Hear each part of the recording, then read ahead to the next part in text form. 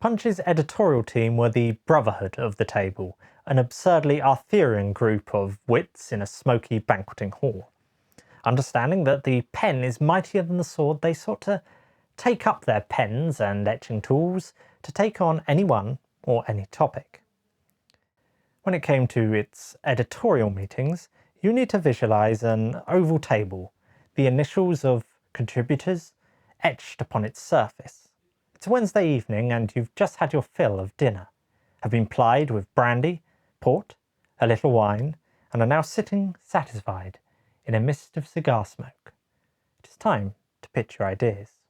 It's around 8:30 and the ensuing debate around what is to be the centrepiece of the next issue lasts until a little after 10. It has been observed that Punch magazine, since its founding, was essentially like a gentleman's club, with a magazine published as a casual afterthought during post-dinner cigars. The oval table that was become the centrepiece appears to have joined Punch in the mid-1850s to fill their offices in Bovary Street. This table was affectionately referred to as the mahogany tree and is currently living out its retirement in the quiet shelter of the British Library. To give a contemporaneous account of these meetings, M.H. Spielman, in his 1895 history of the magazine, gives this description.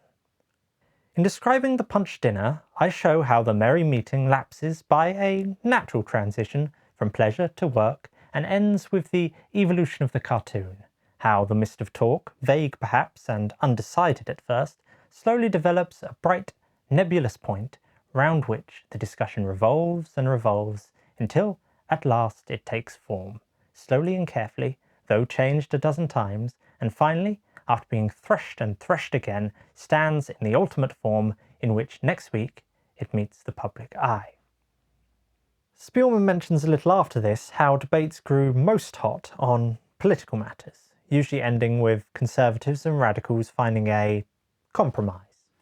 That is to say that while the individuals around the table had their own political sides, the magazine they strived to produce aimed to be non-partisan and to hit all round, and even to praise where they felt it was deserving.